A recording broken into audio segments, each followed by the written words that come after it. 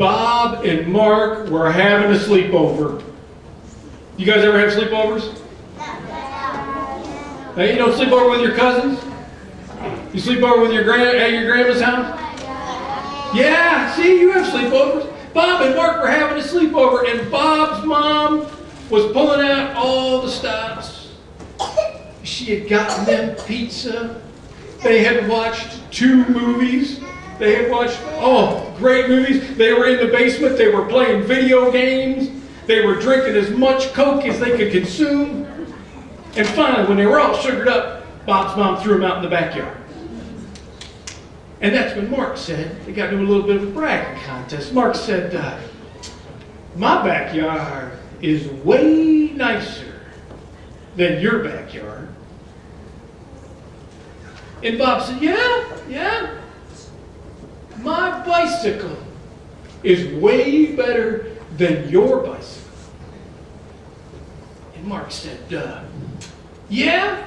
Well, my Nintendo DS XL 47,100 video game machine is the greatest in the land. And Bob said, yeah. Well, I got a 60-inch high-def TV. Beat that. Mark thought about it and says, my dad's way stronger than your dad. Ooh, he had thrown out a ball. Bob's dad looked like me. 120 pounds soaking wet. And he thought, oh, what am I going to say? And then finally he thought of something. He said, yeah. Well, my family has a Blue Ape. A Blue Ape, said Mark. There's no such thing as a Blue Ape. Said Bob. Nuh-uh, said Mark. Nuh-uh. Do you ever get one of those contests?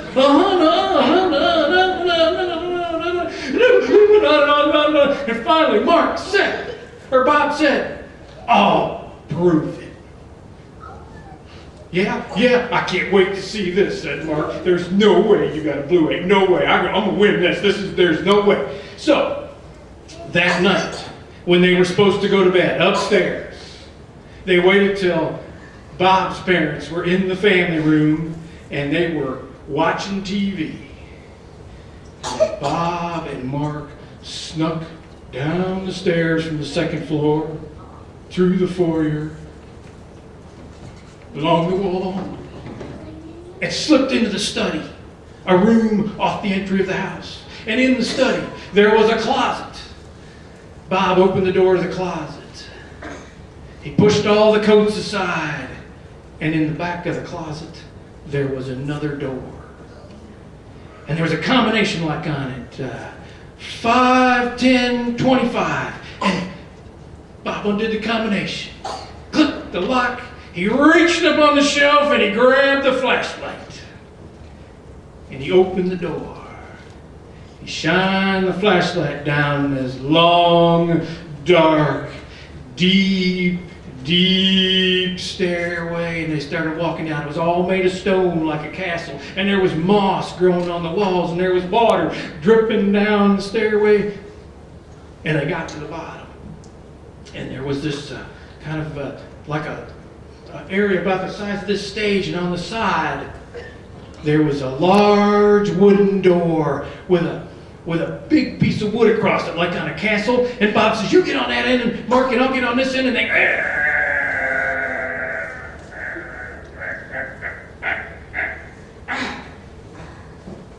they took the wood off the door.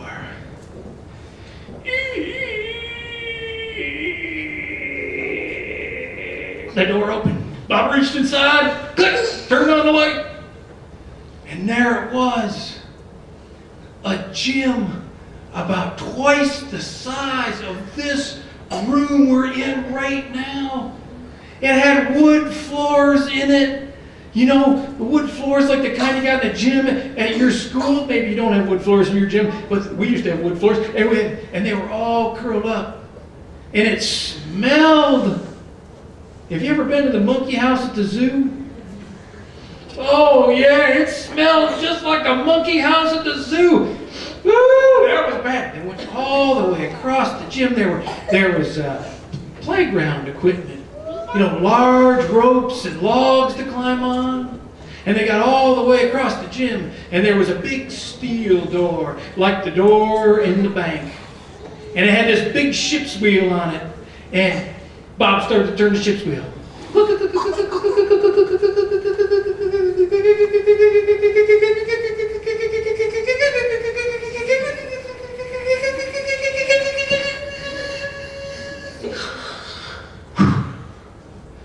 The door swung open. Bob reached inside. He turned on the lights. And there, in the middle of a stainless steel room about the size of this, there was a cage with bars on it this big around. And inside that cage lay sleeping the Blue Ape. No way, said Mark. Awesome, you got a Blue Ape. That is so cool. That's awesome. Where did you get it? He had all these questions.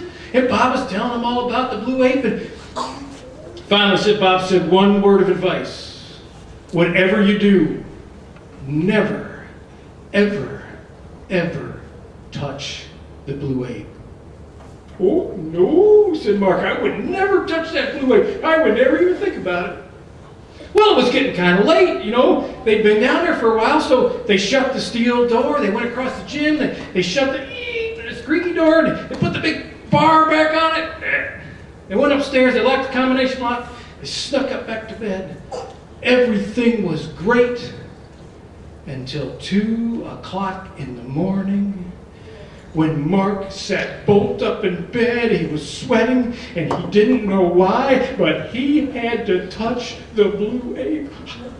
He thought, I gotta touch that Blue Ape, I gotta touch that Blue Ape. And so he went downstairs, he went in, everyone was asleep by now, and he went into the study. He opened the closet door, he pushed the coats aside, 5, 10, 25. He remembered the combination, click, he got the flashlight off, he ran down the stairs. There's a lot of stairs. Got to the bottom. The adrenaline was flowing.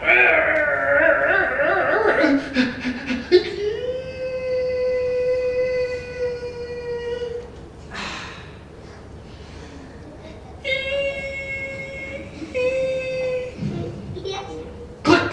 Turn it. He ran across the gym. It's a long way across the gym. He ran across the gym. Got to the ship's wheel.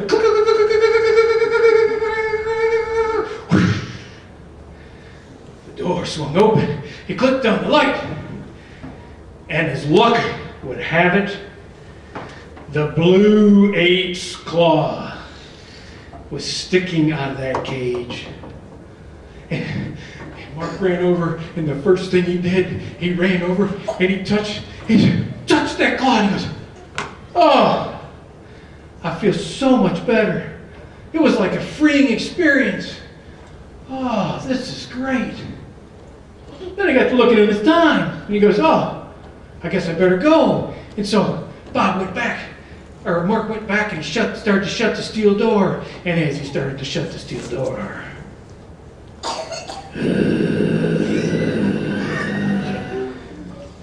he heard the growling. And he turned around. And he looked. And there the Blue Ape was standing up in the cage. He was prying the big bars apart. And he hopped out. I said, Mark. And he closed the door. And he started running across the gym. He got to the wooden door. Bam!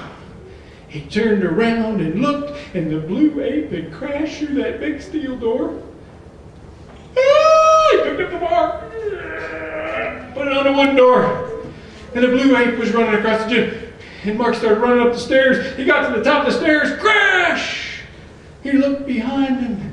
He could hear that Blue Ape following him up the stairs. Bob got to that door in the closet. He said, to heck with it. Or Mark got to the door in the closet, and he said, to heck with it. He said, if he could get through that steel door and that big wooden door at the bottom, I am just going, I am out of here. He says, I am out of here. And he said, forget Bob, forget his little sister, forget his family. I'm done. I ran out the front door. He could hear the Blue Ape. Boom! The Blue Ape blew out the front door. Mark was running down the street. He's running down the street, and here comes the Blue Ape right behind him. Mark fell, and the Blue Ape came right up on him.